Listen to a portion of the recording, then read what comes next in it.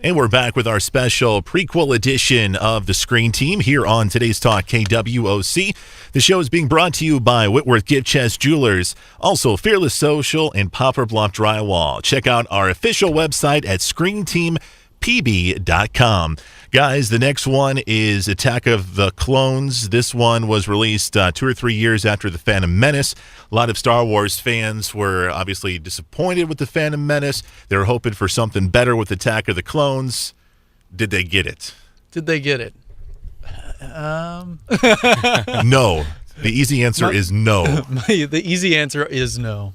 I always try to be like I like the idea of calling this episode, Defense of the Prequels, but there's some parts of episode 2, there's parts of all of the prequels that I can't defend. There's even parts of the original trilogy that I can't defend. Right. That some people have complaints with that I necessarily don't, but I think. So let me ask you, I hate this movie. Are you along the same lines as me, or you're like, it's not that bad, Chris? I mean, I enjoy what this movie could have been.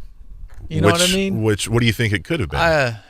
Some better acting. Really? That's my problem with it, man. There's some of the scenes in this movie are just like, I got to fast forward through them. I really do. The love scenes between Hayden Christensen and Natalie Portman are terrible. They are absolutely terrible, man. I love Natalie Portman. I think she's a great actress. She's won an Oscar for crying out loud, and she is not good in this film as well. When they're like, I can't go on. I can't. Kadam? Fresh eyes. Yeah, Kadam, come on, man. Help me out here. What do you think? Fresh eyes on it. Watching it for the first time, like you said, the acting, that's one of the first things I pinpointed. Emily kept on telling me, just be quiet, just watch the movie. Mm-hmm. I was like, go back, watch this part. She dies horribly wrong and just says, some kind of weird thing and just passes out, like she fell asleep or something. I was like, oh, okay. And then like the fighting sequence with all the clones and everything, I thought that was good.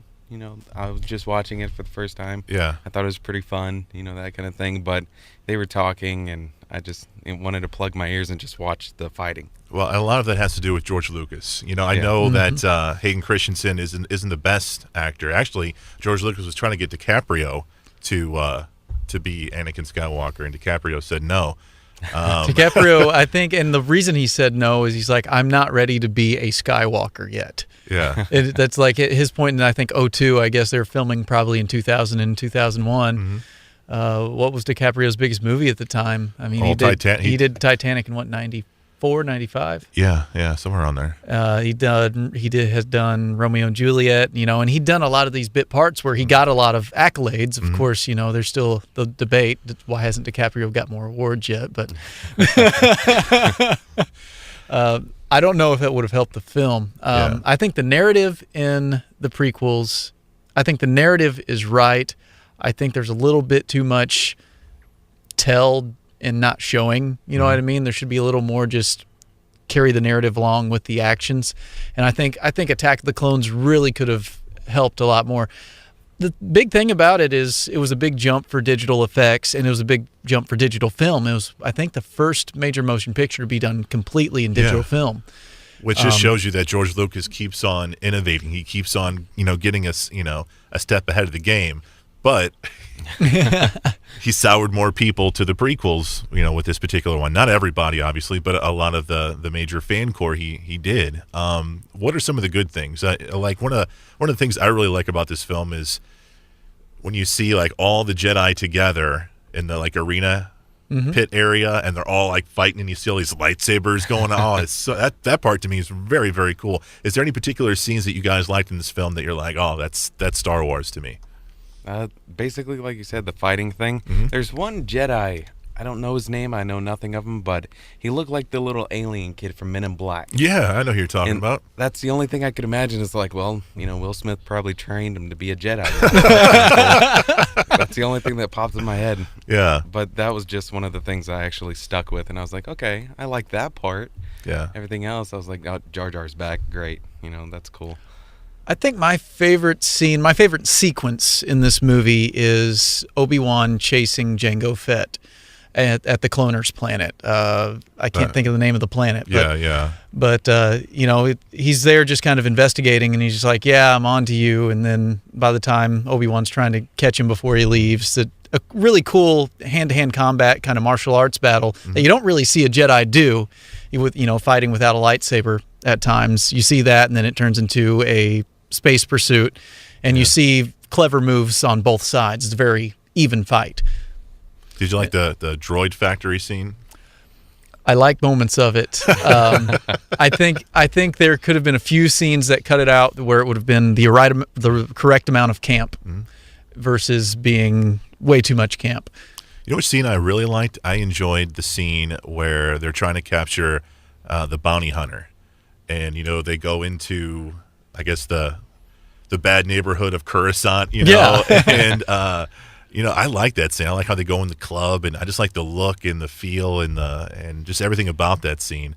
But that's about it for me, man. See, and the first third of the film is paced very well. It is paced well up until the time that Anakin and Padme go to Naboo. Naboo, yeah. To hide out or whatever, because it's paced really well, that first set of the movie, because you got action sequence and you get quiet time. Then you have action sequence and then quiet time. And it's just action sequence and then narrative through dialogue. And it really works out. But then the rest of the film just kind of goes way up and way down and then stays down for a while. Just some of those scenes with Anakin and Padme, just like when he first sees Padme, he's like a freaking stalker. He's like, hello, milady.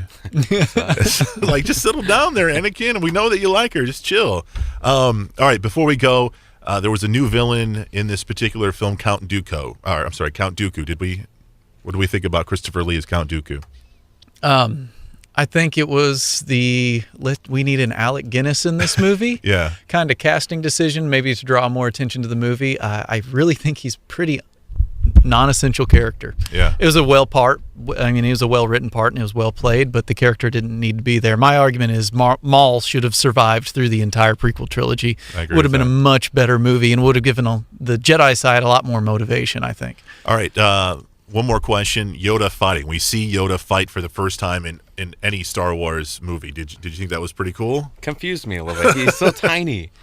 So, him bouncing around and everything like that, one of the video games I remember playing, which was Soul Calibur 4, he was one of the exclusive characters for Xbox, and he was like a ping pong ball. You couldn't catch him for nothing, and it reminded me of that. I thought it was kind of cool, actually seeing Yoda do something instead of walk around with a cane, making weird gestures and stuff. I remember seeing this film when it came out in theaters, and when Yoda walks out, in that particular scene, the crowd just flipped. And then when he started, doing the lightsaber, everybody went crazy.